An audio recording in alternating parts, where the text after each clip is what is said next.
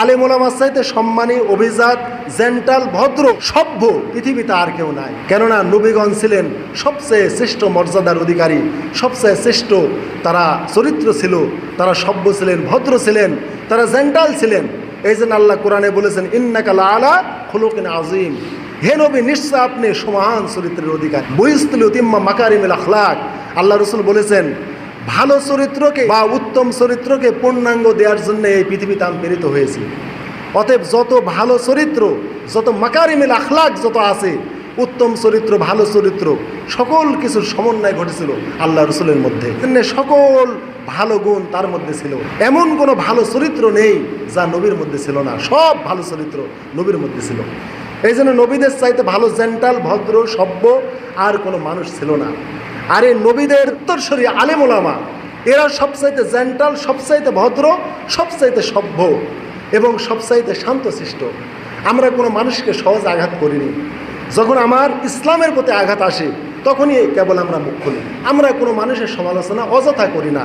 কোনো দিন আমরা অযথা বেআইনিভাবে কোনো মানুষের সমালোচনা করি না।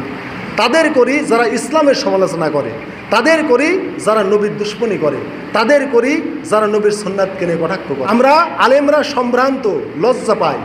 আমরা মানুষের অন্যায় করতে লজ্জা পাই, মানুষের গালি দিতেই লজ্জা পাই, মারা তো দূরের কথা। যদি কোনো মানুষ ইসলাম বুঝে তাদের একটা পিঁপড়াও মারা সম্ভব না, মানুষ তো মারা দূরের কথা। কোনো মানুষ যদি ইসলাম বুঝে তার একটা গাছের পাতা ছেঁড়াও সম্ভব না। কেননা এই আলেম জানে এই পাতাও সুবহানাল্লাহ সুবহানাল্লাহ বলছে। সাব্বাহা লিল্লাহি মা ফিস সামাওয়াতি ওয়া ফিল আরদ, আসমান জমিনের সব কিছু আল্লাহ জিকির করছে। ওই পাতা ছেড়ে আমি কে? ওই পাতা যতদিন তাজা থাকবে ততদিন সে আল্লাহ জিকির করবে। আমি কি দরকার পড়েছে ওই পাতাকে আমি জিকির থেকে বিরত রাখবো? ওই পাতার জন্যই তো আল্লাহ আমাকে আসমান থেকে বৃষ্টি দিচ্ছে। আমি তো নালায়েক গুনাহগার, আমার প্রতি আল্লাহ অসন্তুষ্ট, কিন্তু বৃক্ষ তরুলতার প্রতি আল্লাহ সন্তুষ্ট। আল্লাহ আমাদের পাপের কারণে বৃষ্টি বন্ধ করে দিতে চান, কিন্তু আল্লাহ বৃক্ষ তরুলতা এইগুলির দিকে তাকিয়ে আল্লাহ বৃষ্টি দান করেন। অতএব আমি কি কারণে একটা গাছের পাতা ছিঁড়ব? অতএব আলেম ওলামা কাউকে নারে না সহজে, কিন্তু যারা ইসলামকে নিয়ে যারা কটাক্ষ করে আলেম ওলামাকে নিয়ে, তাদের বিরুদ্ধে আমরা লাগি। এই জন্যে আলেম ওলামা অপমান সহ্য করতে পারে না। বিশ্বাস করেন, এই সম্ভ্রান্ত হওয়ার কারণে নবীদের চরিত্রে আলেমরা চরিত্রবান হয়, নবীদের আদর্শ আলেমরা গ্রহণ করেছে। এই জন্য তারা মানুষের কটাক্ষ সহ্য করতে পারে না। তাকে মাজনুন, পাগল, তাকে সাহের, জাদুকর, এইগুলো যখন বলা হয়েছে নবী খুব দুঃখ পেয়েছেন অন্তরে। হাল আল্লাকা বাইখুন নাফসাকা, এমনকি নবী এত কষ্ট পেয়েছেন, মনে হচ্ছে যেন নবী নিজের জীবন নিজে শেষ করে দেবেন। আমরা যখন মানুষের কাছ থেকে এই নবীর সুন্নাতের ব্যাপারে, আলেম ওলামার ব্যাপারে কটাক্ষ পাই, খুব দুঃখ পাই আমরা। কিন্তু আমরা ওই রকম ভাষা প্রয়োগ করতে পারি না। তারা আমাদের জঙ্গি বলে, বিভিন্ন কিছু বলে, কিন্তু আমরা প্রতিবাদ করতে পারি না। এই জন্যে আপনাদের একটা কথা বলি যে সাইদি রাহিমাহুল্লাহকে যখন ওই কাঠগড়ায় বলা হয়েছিল রাজাকার, ধর্ষক, এই করেছে ওই করেছে, তখন তার বড় সন্তান রফিক বিন সাইদি ওই জজ কোর্টের ভিতরেই স্টক করেছিল। এই কারণে মানে এত হৃদয় আঘাত পেয়েছিল। হায়, আমার বাপকে এত বড় সম্মান, আমার বাপ তো রাজাকার না, আমার বাপ তো জেনাকর না, আমার বাপের নামে এই অপবাদগুলো দেওয়া হয়েছে। মানে তারা এত সম্ভ্রান্ত, এত মর্যাদাবান যে মানুষের এই কটু কথাকে তারা সহ্য করতে পারে না। তারা এই শুধু কটু কথার কারণে তিনি হার্টবিট বেড়ে গিয়ে স্ট্রোক করে মারাই গেছে। তাহলে চিন্তা করেন যে আলেমরা কত সম্ভ্রান্ত এবং মানুষের কথায় তারা কত আঘাত পায়।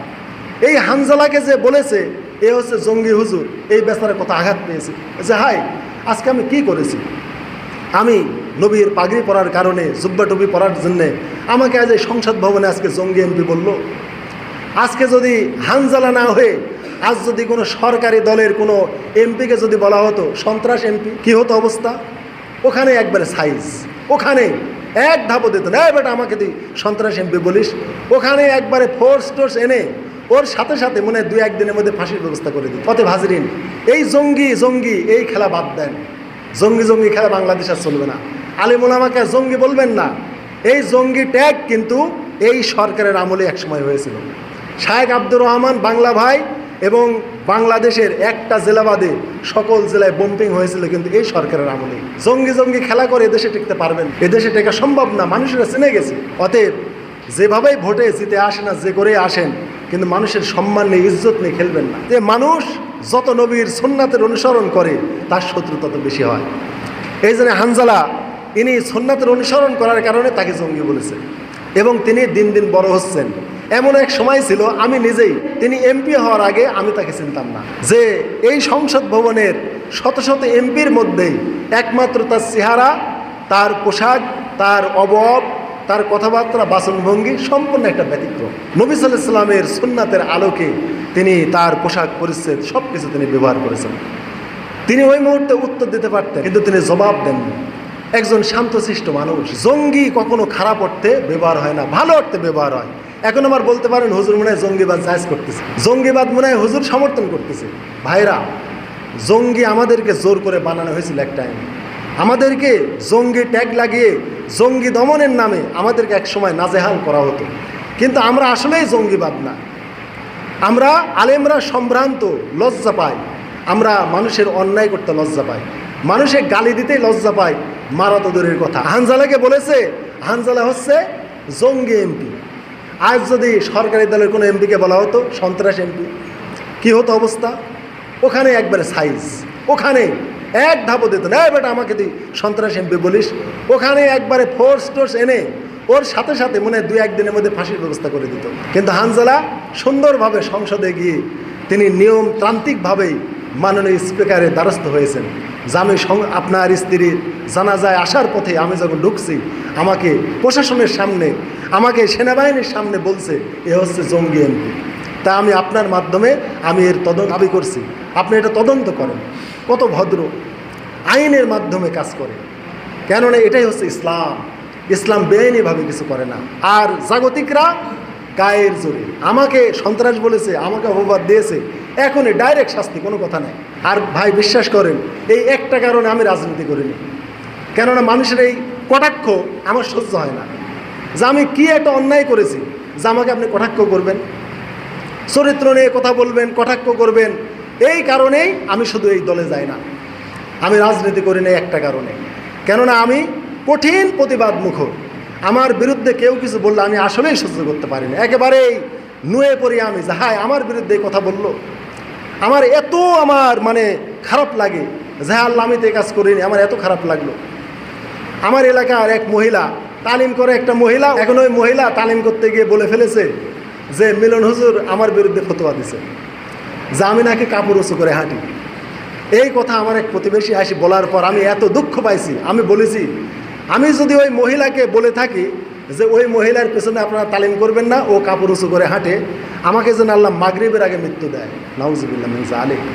এত আমি দুঃখ পেয়েছি যে আমি 5 বছর ধরে এলাকা ছেড়ে আমি চলে গেছি, আর আমার নামে এই ফতোয়া, আমি তো কোনোদিন তার সাথে এরকম কথাই হয় না। খুব দুঃখ পাই ভাই।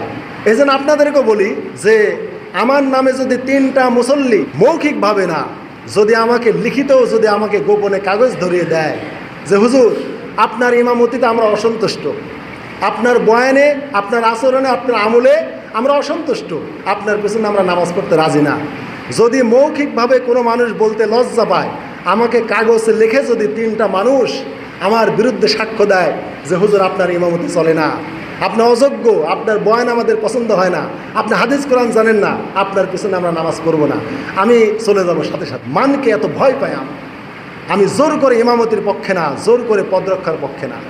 কিন্তু বিপরীতে খালি আমি না, সকল আলেম ওলামাই এরকম, তাদের বিরুদ্ধে কেউ কিছু বললে খুবই দুঃখ পায়। এই জন্যে দেখেন আপনি সরকারের যে দলই ক্ষমতায় যাক, ওরা নির্লজ্জ হয়ে যায়। ওদের বিরুদ্ধে এত বলে মানুষ, তাও ওদের লজ্জা হয় না।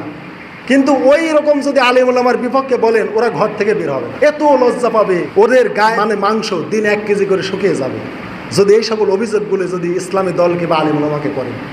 এই জন্য আপনারা আলেম ওলামাকে ভালোবাসবেন। এইরকম নির্লজ্জ বেহা কাজ সংসদের মতো জায়গায় একজন এমপিকে জঙ্গি সব মানে এমপি বলা, এরকম শব্দ আপনারা বলবেন না। মিডিয়ার মাধ্যমে আসলে খারাপ ধারণা করবেন না। জঙ্গি খারাপ অর্থে ব্যবহার হয় না, সন্ত্রাস খারাপ অর্থে ব্যবহার।